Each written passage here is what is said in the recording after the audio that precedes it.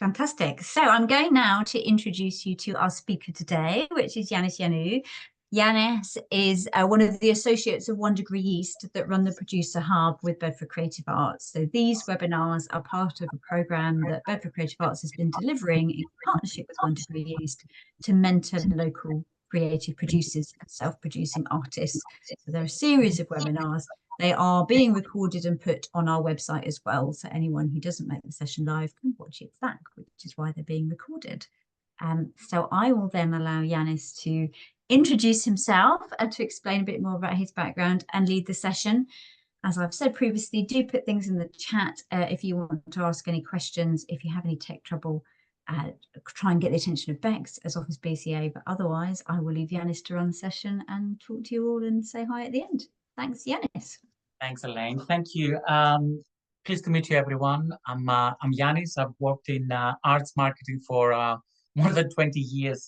20 years now. As I mentioned earlier on, I'm Greek. I've arrived in this country back in 1996. I'm Scottish educated, but I've worked in museums, galleries, theaters, book festivals, all my professional life. So I've done a bit of everything. As Elaine mentioned, I worked for as an associate for 1 Degree East, where we looked after a cohort of artists and creative practitioners in Bedford, in Luton, in Norwich, down here in Kent, where I'm based.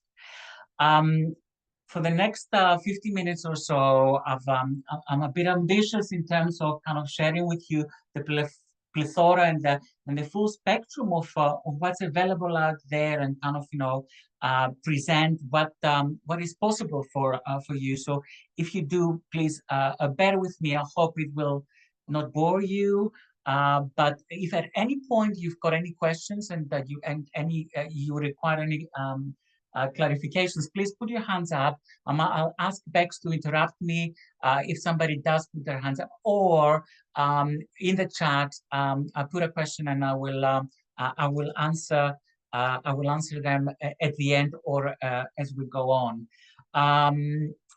What was I going to say? I forgot what I was going to say. Anyway, I would, that's what I was going to say. I would, if you could initially put in the chat so that it gives me a good idea of your name, your first name, and your discipline. Whether you're a performing artist, a visual artist, so that I've got a good idea of who is here in the room and what your background is, so I can try and tailor my speech according to your needs and your background. So very quickly, for a minute or so, your name, first name, and your discipline. What you are, visual artist, performing artist, or a project that you're currently working on, so that I've got a good idea. So if I could give you a minute to do that, that would be brilliant. Thanks, Elaine. Vicky, screenwriter, director. Brilliant. Mixed media artist. Thanks, Misty.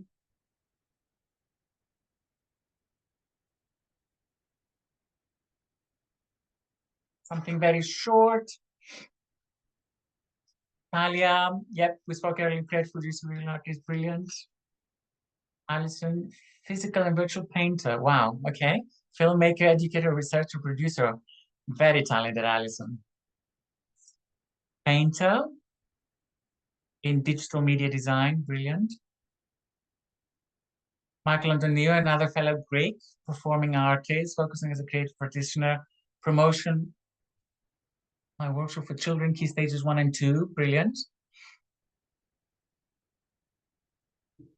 Project manager for NAS projects, brilliant. Hi, Kaylee.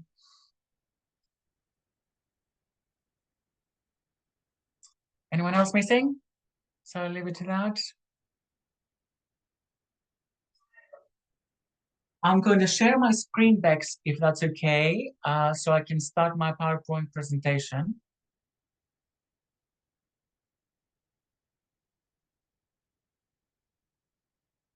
Can I share my screen? Yeah, go for it. Okay, brilliant.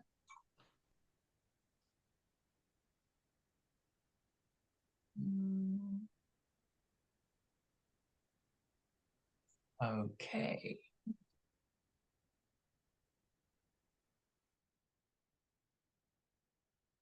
Perfect. Okay, guys. I thought of starting about with actually I might do it the other way around. I thought of starting with an assumption that most of you at some point during your life will work for venues, whether these are galleries, whether these are theaters and stuff. So just an overview of what you should prepare in terms of working with venues after kind of your pitching stages. So venues and artists should align their marketing strategies and content. Most of the times you'll be going to a venue, small, big, it doesn't matter. And they will, to showcase to present your work there. And they might have marketing staff there. Even if they do or they don't, you will have to armor them with lots of content in order for them to promote your work to their audiences. So you need to be prepared and you need to create your own and share with them your assets. Cross promotion on social media, email lists, and advertising channels should be discussed at early stages in terms of how you can all maximize reach. I would suggest at this stage is that when you've got a project or kind of a show or an exhibition, you start creating your own Dropbox folders where you throw in things like images of your work, your performances, copy. There should be a full and a short copy that talks very succinctly about your show, your performance, a full list of credits. Who are your contributors, your partners, your funders, your designers, your lighting people, if there are some, your music and sound people, choreographers, if you've got some, so on and so forth. It's very important at this stage, and I will talk about it later on as well, about the simplicity of your interpretation of your work, the language that you're using, a language that should be simple, accessible, that will be easily understandable to a wide range of audiences. With some of you, we've done some sessions about understanding your audiences, about audience development, and so on and so forth. This session is about the marketing tools that are available for you out there in order to reach those audiences. So in those Dropbox folders, those marketing packs that you're preparing when you're going to be working with venues, you should kind of talk about your work in a language that is accessible, understandable. It's not flowery. It makes sense to people. It doesn't trying to communicate your work to a wide range of audiences, avoiding any jargon or difficult kind of concepts. As simple as possible. If you don't mind me saying, sometimes artists kind of tend to overcomplicate how they talk about their work, feeling that there should be a certain way of talking about their work. But marketing is about demystifying and kind of making accessible your work to a big to a number of audiences. This Dropbox link should have things like your press quotes if your work is already touring, a press release that you should be preparing that the venues can pick up and adjust, any tour dates that you might be having, but also lead images, production images, performance images, any logos that you want, that you might have your own logos if you have your own production company, or logos of your funders that need to be acknowledged. This Dropbox folder should have any trailers and social media assets that you have created as part of your tour, your project, your exhibition. You should consider whenever you do your work about the audiences of the venue that you're taking your work to, or whether it's a gallery or a theater. Even if you're presenting your work to, I don't know, a small community center or a pub, that happens quite recently. So consider their audiences and consider how local audiences there learn kind of about work. So what are the marketing tools that those venues use mostly, and also try to adjust your messaging about your work and consider messaging about sustainability, how sustainable your work is, messaging about your contributors and your audiences. You should talk about your performance. What's your unique selling points in terms of your performance? What's special about you, your company? You should include all your social media hashtags, handles for yourself, your partners, and your funders. Information about the box office, if there is a box office in the venue, about the duration of your work, suitability for age, access needs, if your work is possibly audio described, or if you've got visual stories for your performance, any special effects and flashing lights, etc., that might be a hazard for members of your audiences, and so on and so forth. You should have your bios, companies' bios, and stuff like that. It's very important when you tour your work to venues that earlier on you enter into agreement with your venue about sharing data about your work that you might be able to use in the future, qualitative and quantitative data, in order to kind of use them for funding applications, and talk about the successes or the failures and the challenges of your projects to meet the requirements of funders, and so on and so forth. Data, simple data like website data, social media data, any online surveys that have been done, and so on and so forth.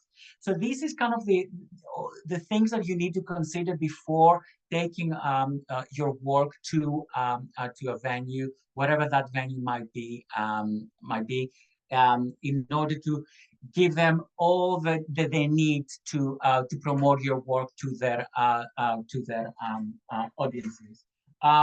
You should also consider have conversations with them about scheduling issues, possibly scheduling performances at ideal times for target audiences for the venue, or for possibly dynamic pricing, tiers, packages, and so on and so forth, or bundles of tickets with parking, dining, entertainment, and so on and so forth.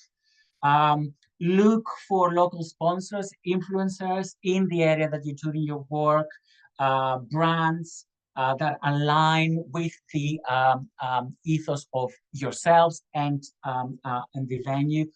Collaborate with them on kind of putting together experiences around your performance and your exhibition, and work with their local radio stations, podcasts, publications for cross promotion. So every time you tour your work, you need to very carefully consider the locale, the ecology of the area, the requirements of the venue, the audiences, the local audiences, how you adjust your messaging accordingly, and be prepared with all the assets that you need so that the venue has got everything that they need in order to promote your work.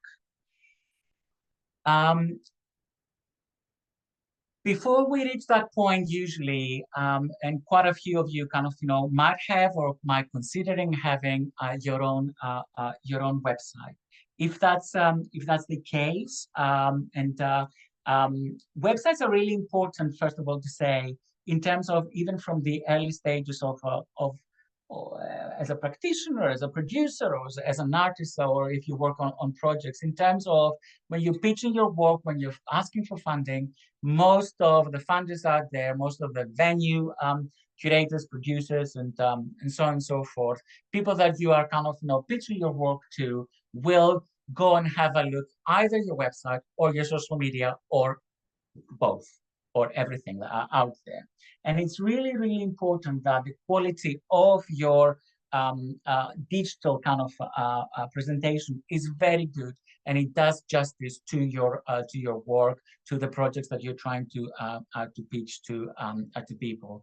It is your own personal brand, and when I'm talking about brand, I'm not talking about a logo as such. I'm talking about how the way you present yourself represents what you stand for as an artist, as a practitioner.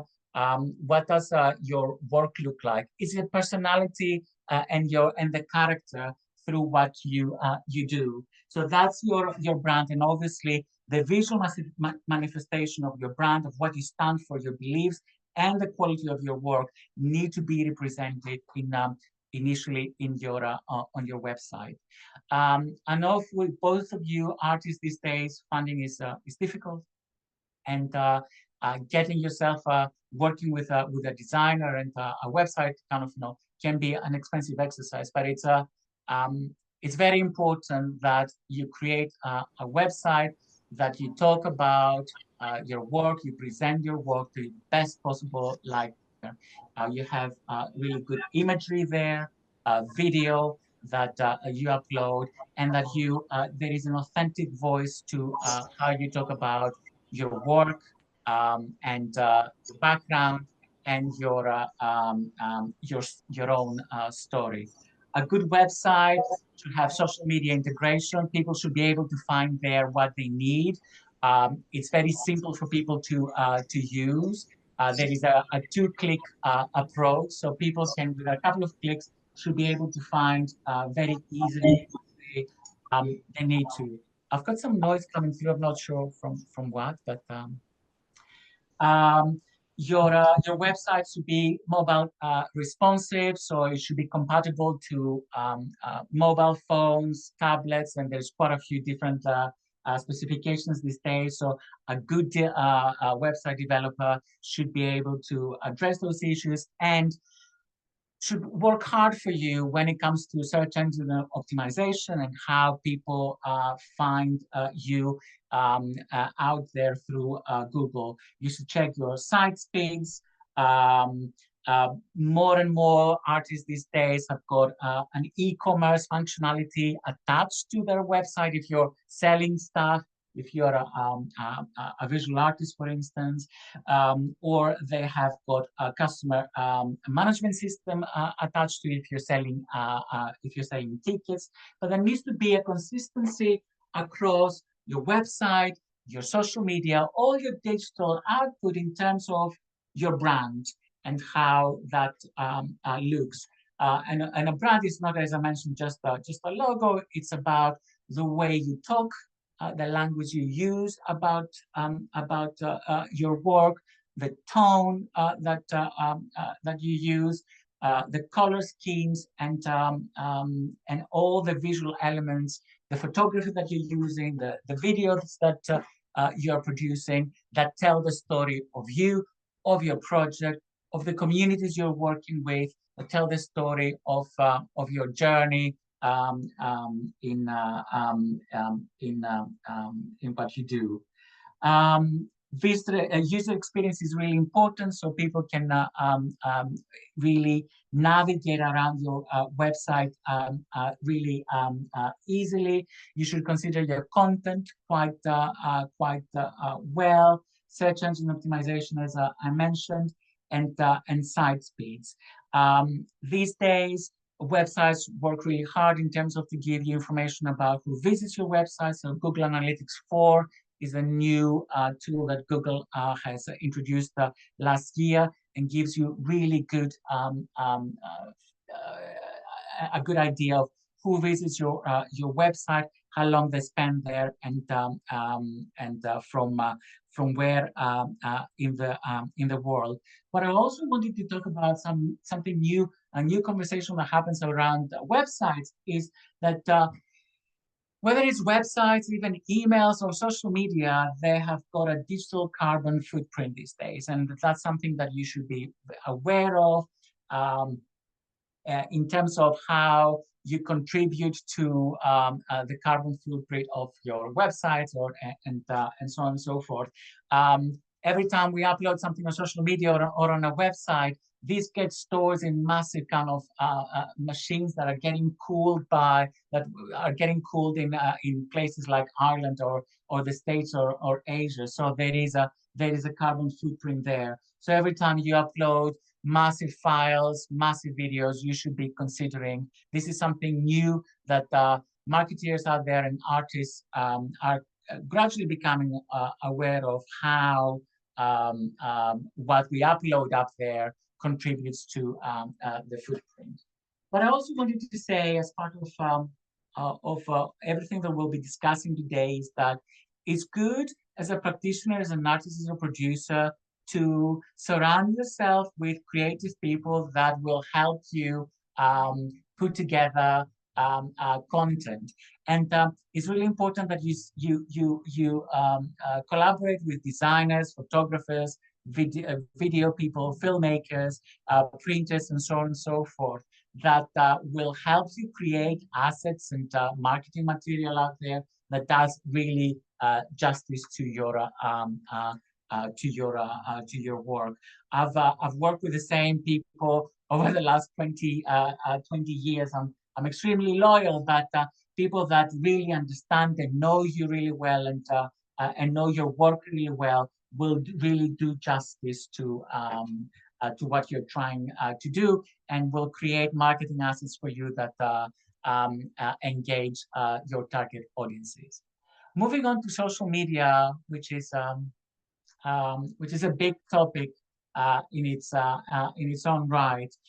More and more artists, we were discussing earlier on, use social media in order to communicate their work and reach audiences out there. There are changes out there. I'm not going to talk to you about how to post things, but there are changes in the social media ecology world internationally that are taking place. One of them, and especially that applies for TikTok and to a lesser extent, but as much for Instagram and Facebook, is social media are not social anymore. And we're talking about the rise of non-social social media. That means that social media are not how happened initially.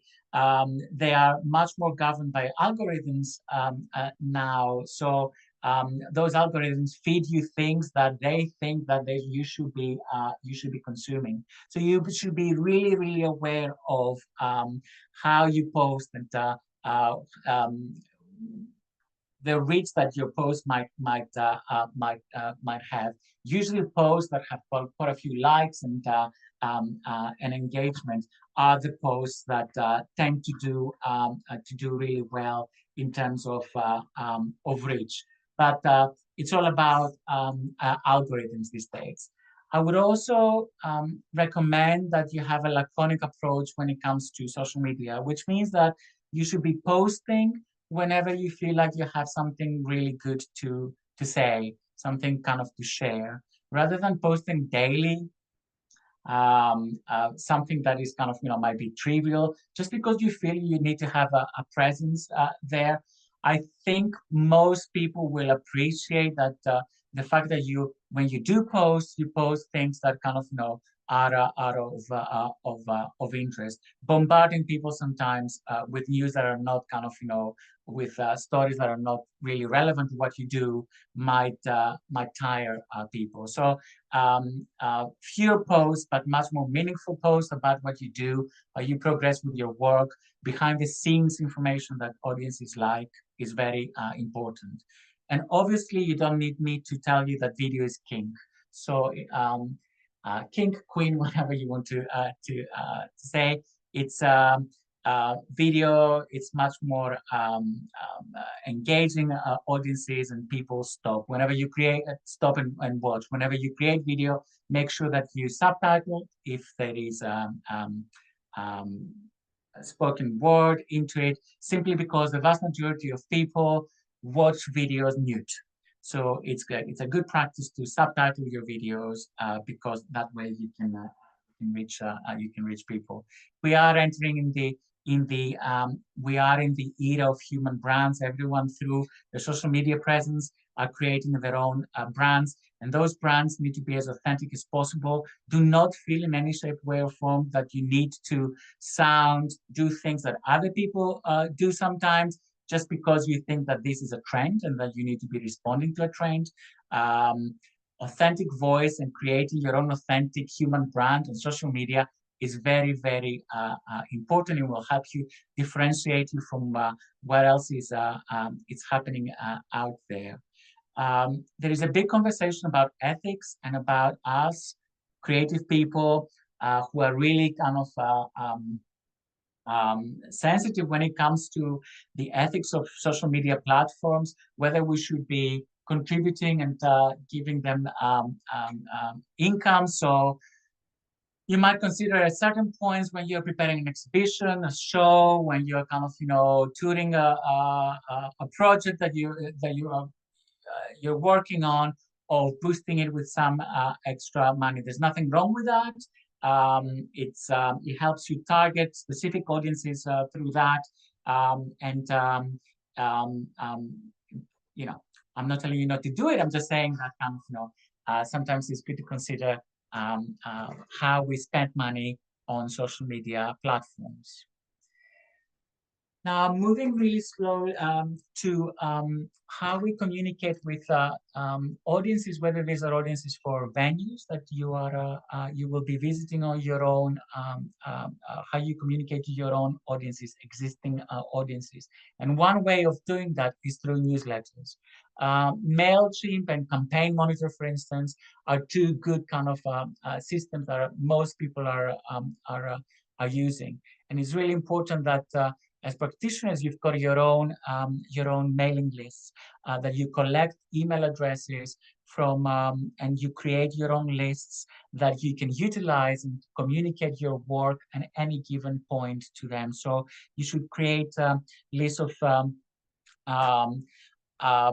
the art world, any other arts professionals that you've got there that you need to reach and communicate, email addresses and of industry people, funders, sponsors, people more or less that you need to keep sweet, that you need to let know of your work when you're developing a new project, or you're touring a project, or you're having a new exhibition. You should have lists of audiences members by place, by performance, if and decide accordingly how often and when you use those lists, and you send them emails about your work. It's good practice when you have like a big project going to have a pre and a post event exhibition mail out. Obviously, for those of you who try to sell tickets or encourage people to visit your exhibition and so on and so forth. So it's good practice that you're collecting email addresses, letting know of people, your core audience, of updating on what you do, how you're progressing, and your next steps. This builds your core audience, and as a practitioner, and you can create an audience that follow you from one venue to another, from one gallery to another, from one theater to the other. And alongside the venues mailing list, you can kind of drum up a good audience. Keep your messaging simple, your language simple, and the tone of voice authentic to your own tone of voice, your own brand. So remember, your brand, your tone of voice, your language should follow from your website, your social media, your newsletter, and any other marketing tools that you might be creating out there. I've got now I'm gonna take you through very slowly a number of other kind of things that you need to be considering when creating marketing tools, and when you're thinking about your marketing campaigns and your strategy in conjunction with your target audiences, your audience development, and so on and so forth. I know possibly in your mind it sounds very complicated, but when you start to think of the bigger picture, and it becomes much more easy. And also, you might think that certain tools that we're talking about today, you may not need to use. You might need to use social media, for instance, and your website, and not need to use, for instance, AI or other things that I'm going to be mentioning. So I don't want to overwhelm you in any shape, way, or form. So I would also like to consider possibly, when you are touring your work, or you're working on a project, about who are those community champions out there, those advocates in the communities that you'll be presenting your work, that can help you amplify your message about what you do. who are those people that have got a standing in their community, in Bedford, for instance, if you're, or elsewhere further afield, that you can approach, talk to them about your work, that they can, through their digital outputs, their work and how they communicate with their audiences, they can help you communicate your work. These should be people that align with your brand, with what you do. It can be other practitioners out there. It can be people like arts organizations. It can be people like Elaine that kind of have got lots of contacts in the local community, and so on and so forth. So there should be people that fully understand and buy into what you do, and their ethos, and align with your ethos. So you should identify those people, and one way or another try to work with them, or sometimes incentivize them in order to share your news, your project, your exhibition, your performance.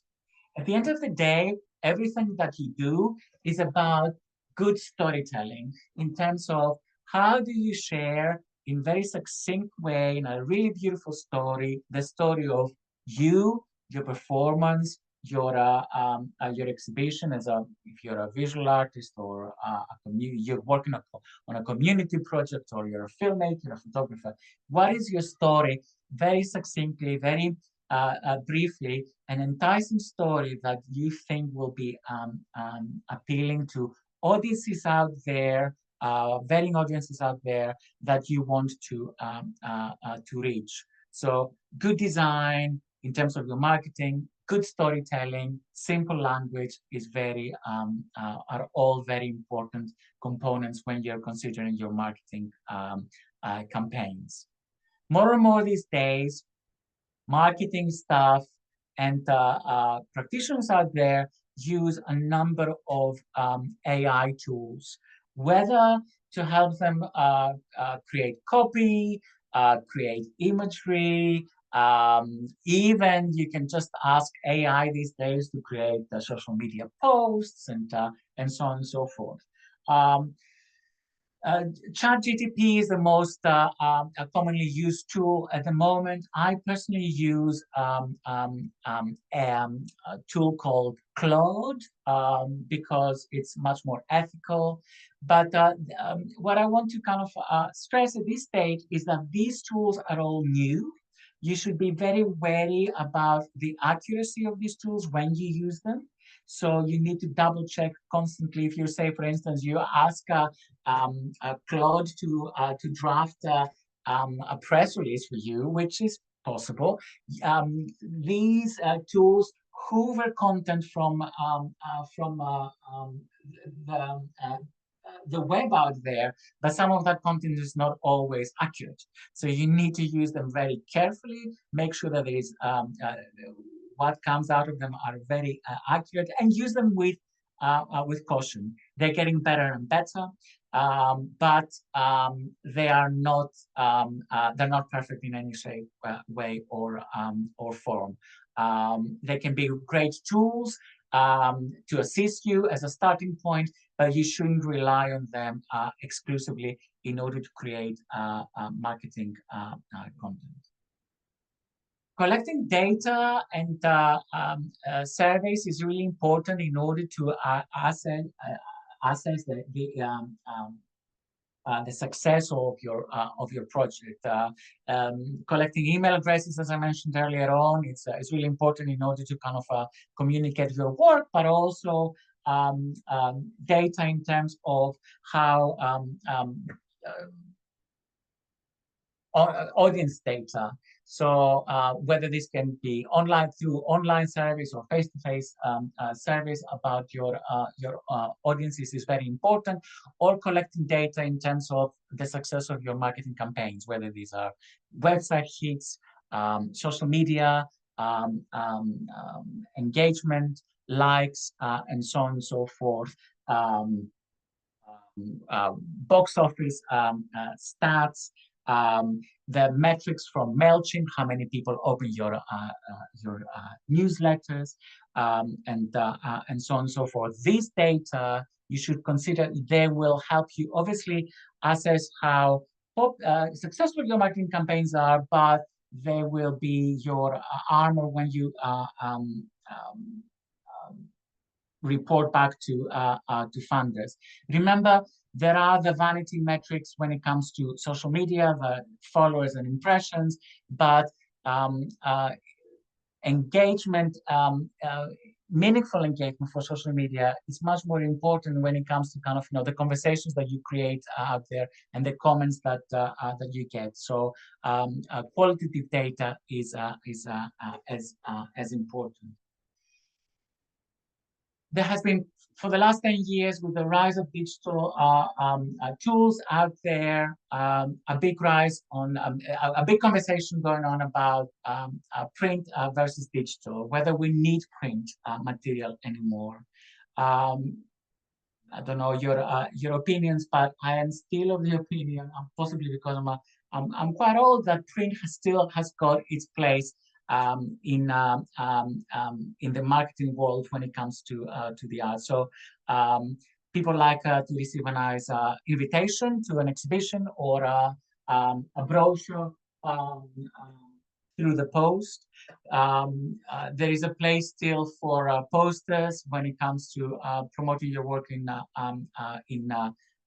venues and so on and so forth. I would, when you work on marketing campaigns, I know print can be a bit more expensive because there is print costs and touch and design stuff, but it's still got its place. Certain audiences still like them, especially older people prefer to get them, and there is a place still for them. So print alongside the digital presence can help you amplify your message and sell tickets and so on and so forth. Some of you might be working with PR agencies. You might be thinking that working with PR agencies is easy because you just want to give them kind of the tool, the brief, and they get on with it. But there needs to be, you need to manage their work quite closely in order to ensure that they do justice to your work. So you need to work with them on a PR strategy, put together media packs and press releases, use really carefully strong imagery that they will be sharing for you on with press, video as well with these trailers. You need to consider interview requests that you might be having from the press. If you're working on conferences or a press conference or a press event, they should be managing RSVPs for you. And you should also be considering whether you need to entertain some of the press and the cost attached to it, expenses for press visits, and so on and so forth. Manage embargoes that you might be having with press, quotes, interview requests, and so on and so forth. So the press part of all this is a really important tool about reaching audiences, and again, a good metric of your success of your project, but it's a completely different, a separate universe there that you need to consider as part of your marketing and communication strategy, whether alone, working on your project alone, or with a venue. Visitor experience, again, when it comes to what does your work look like when you present it in a venue, how do you take your visitors through? The visitor experience starts from the moment that they purchase a ticket, for instance, or they walk through the door, and after they come to their visit. What are those components, the communication components that you need to have in place to make that visitor journey as smooth and meaningful as possible for your audiences, pre-post emails I've mentioned earlier on. How do you make kind of their experience meaningful? How do you communicate with them at all stages of their experience of your work? When you work with venues, it's a good idea to have early on an agreement with them of sharing data of the audiences that attend your performances. So where do they come from? What is their age? What is the background, ethnicity?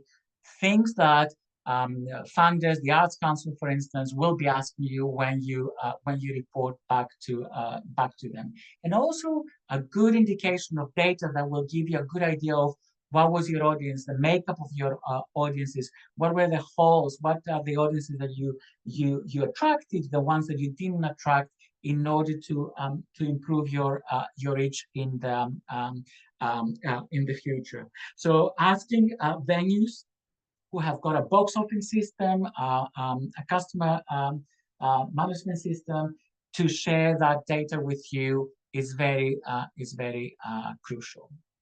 Advertising is also a big thing, and we're talking about the decline of print advertising these days, but there are publications out there still, especially in local communities, that you might consider advertising in, or advertising.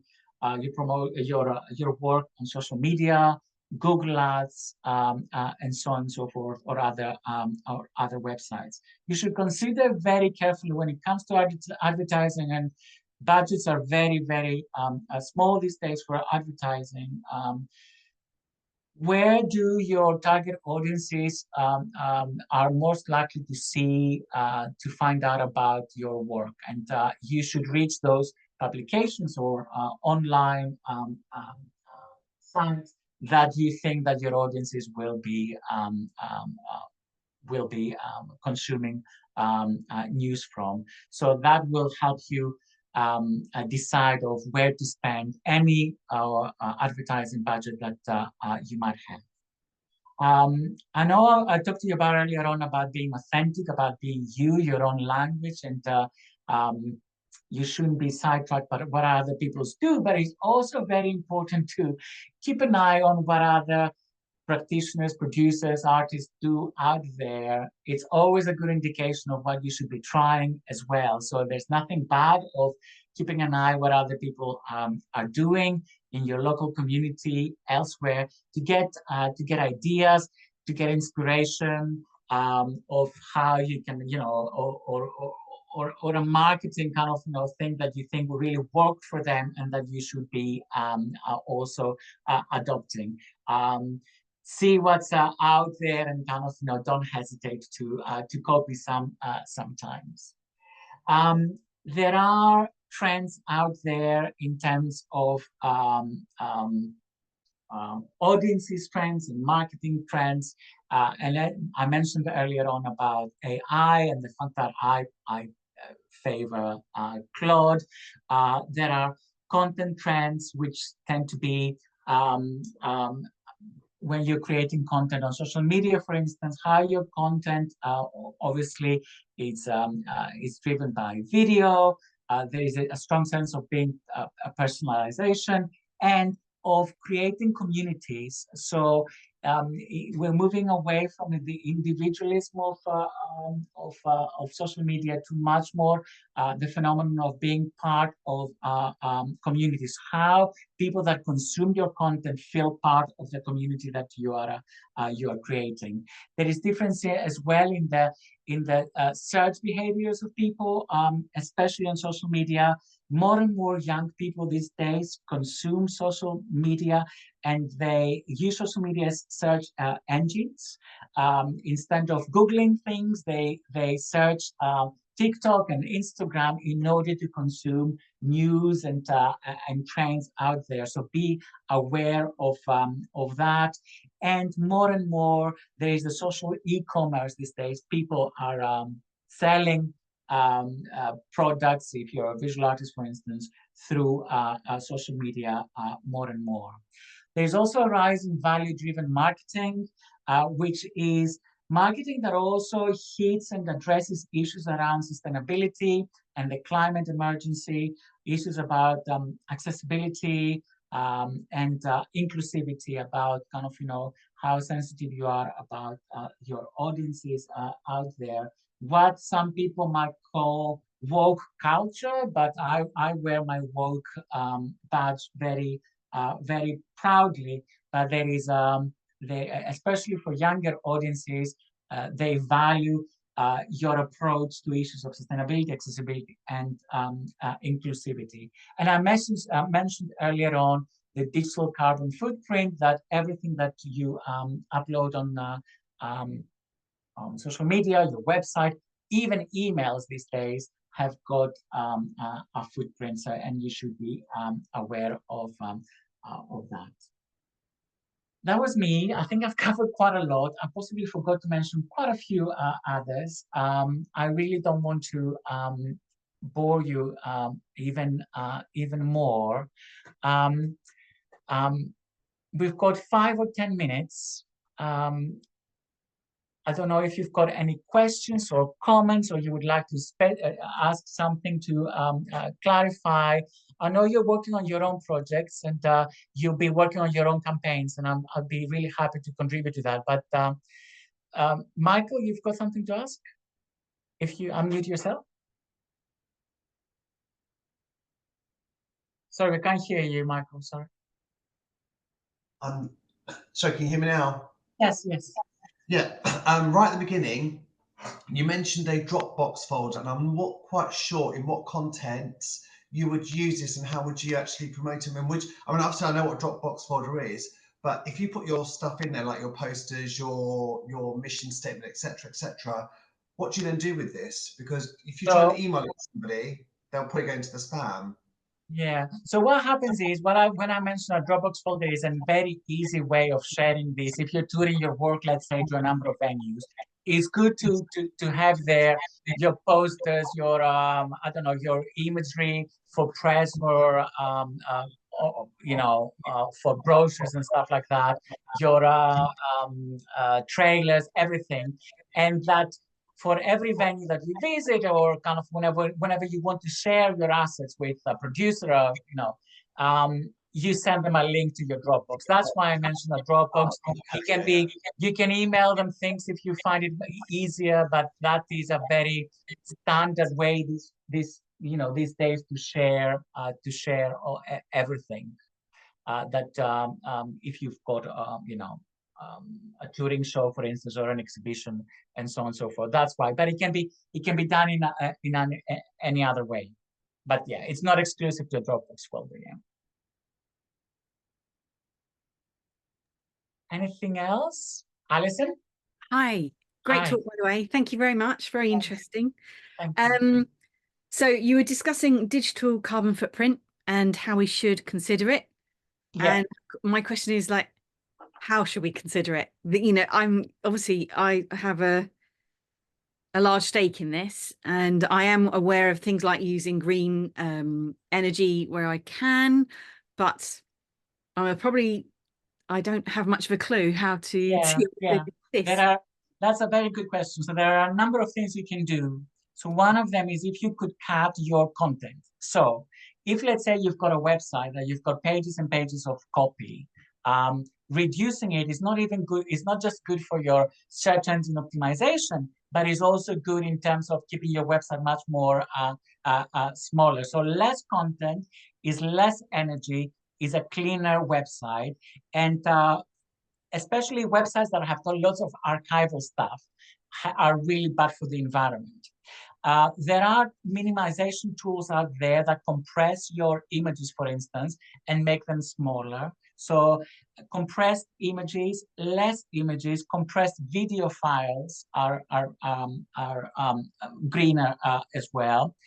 Believe it or not to have videos playing on auto is really important, because that consumes more energy as well. So you go on a website and suddenly you've got like a video that starts to play automatically, it's kind of, yeah, it's slow, yeah. So there are a number, there is a measuring tool called websitecarbon.com and humanebydesign.com that can help you measure the carbon footprint of your website. But less photographs, less videos and playing, compress everything in terms of your content. That makes it much better for your search engine optimization. And when it comes to keywords, is a few things that you can do for when it comes to your website. Uploading lots of images on social media, choose what you upload as well. It's really important. And believe it or not, emails are a big polluter these days. So delete, consider how often you email and stuff like that. That would be a good way. There are also website hosting companies that are greener than others that you can, and there is one that is called the Green Web Foundation that you should look into. So there are kind of, web hosting companies out there that use renewable energy to cool their machines. Right. How bad is Google? How bad is Gmail? Very, very, very. I thought you were going to swear then. No, well, I could have. They are very, very, very bad, yes. But this is an area little known for people out there, that the carbon footprint of our digital lives. It's not as prominent, but it's becoming a big conversation, and a big part of the ethics conversation we had earlier on about the use of social media, how easily we upload stuff without considering that, this is a real trial for me because have an impact. I have visual high imagery and high film content, and the way that my website works, it's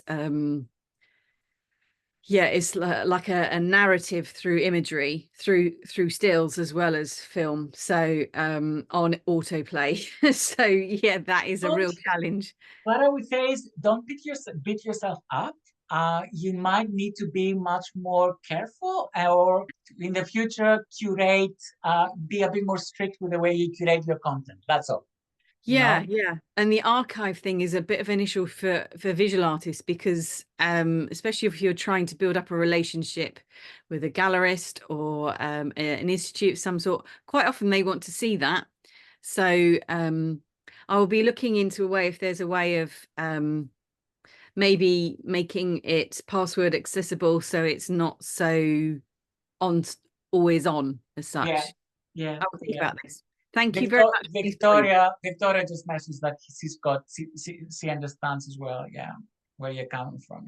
Yeah, it's tough, but thank you very much for those pointers. No, you're welcome. Cheers. Sandy says, what's the biggest difference between approaching general marketing and for arts organization as to how to avoid being overly that's a very good question. There is a big difference, I think, and it stems from, how we, sometimes it's not about selling to our audiences something, but it's about promoting something, so the language that you use, the imagery that you use, the video that you create will differentiate you. And the audiences that arts audiences are much more different from a generic audience that you might be trying to sell them, deodorant.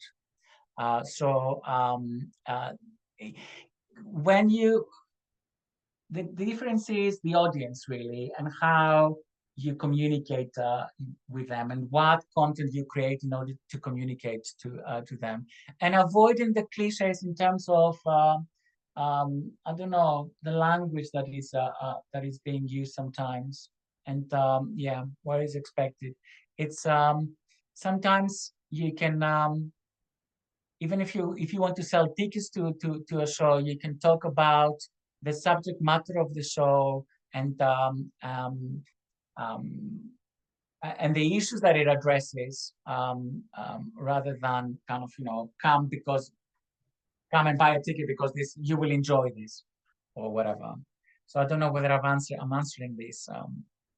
The tools out there are similar, but it's the way we use them that differs, and the audiences are different. I don't know, Elaine, do you have to? I don't know. I haven't considered that well. Have you got something to answer to?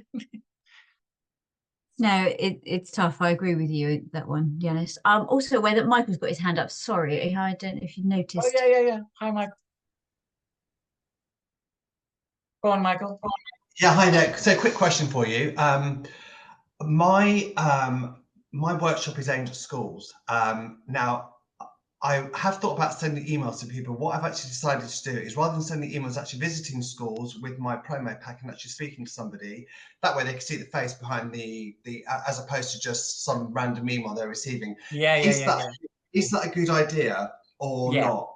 Yeah. Well, yeah. I mean, there is you use those tools in conjunction and as part of a bigger approach. So when we're talking about schools, for instance, and you send a newsletter to all the schools about, I don't know, you're delivering workshops in schools or projects, or it's going to be a workshop about food positivity, but obviously trying to get my name out there and trying to get people to actually look at taking me on to do that workshop. I can send emails out, but half the time I don't get responses from them. So my next strategy was probably actually visit a school and say, this is who I am, this is what I do. At least they can see me, see that I'm a real person and not some robot that's just sending out random emails. Give them my pack, and then obviously they'll have my information, so then they can then contact me, because I know there's a massive demand out there for this. It's just getting in there and getting people involved and saying, yeah, we're interested. My approach would be, make sure that if you've got a website or social media presence, you talk about this project on your website, and there is somewhere where people can see about this project.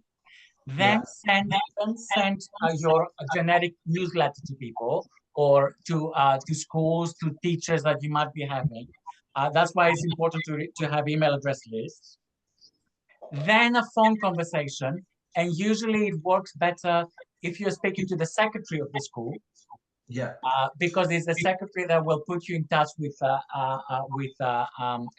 relevant teachers, and then when you see some sort of response, start going from one place to the other. So the marketing side is kind of, your anchor, your beginning, and afterwards you start to build your own personal relationships, or what some people fancily call experiential marketing, which is building relationships really with people, and building kind of meaningful connections and conversations. So you start with, but there is somewhere where people can see your projects and your work online, whether it's your website, your social media, or you create a beautiful design pack, or a brochure, or whatever. Yeah. Perfect. That's brilliant. Thank you very much. Sorry to jump in. I was going to say, Michael, I've just put some stuff in the chat, which I think you might be useful. We used to run a service called the Culture Challenge, which was specifically about brokering relationships between schools and culture providers. That service is no longer funded, but there's a few resources that might be helpful. Brilliant. Thank you. Talia, I use MailChimp as well. I've used MailChimp. I've used Campaign Monitor, which is really easy and straightforward as well. They're both American companies. MailChimp is expensive. I don't know how big and expensive your lists are. You can use a free bit up to 2,000 emails at a time. Is it still the case? I think. I've got, for some reason, it's charging me because I've got it integrated into my website. It seems to just charge. I couldn't find a way of doing it without doing that. So the sign up, do you know what I mean? So the sign up it puts it straight to MailChimp. Yeah. Well, that is a good tool to use, though. It saves you lots of work. That's true. That is true. But they are expensive, and I know that recently they put the prices up even more. Okay. So check out Campaign Monitor, because you can do the same job with Campaign Monitor as well. Thank you. I'll have a look. Check out how much they are charging. Yeah. There are lots of negative. Yeah, well, all those companies, yes, all those companies. Sometimes, because especially big ones like MailChimp, they seem to have the monopoly as well. They are expensive, and sometimes there's a huge conversation of how they use the data that we are uploading there. So there is a big conversation about how they use what we are uploading there. And how they feed back to their own, because they are all developing now their own AI tools. Yeah.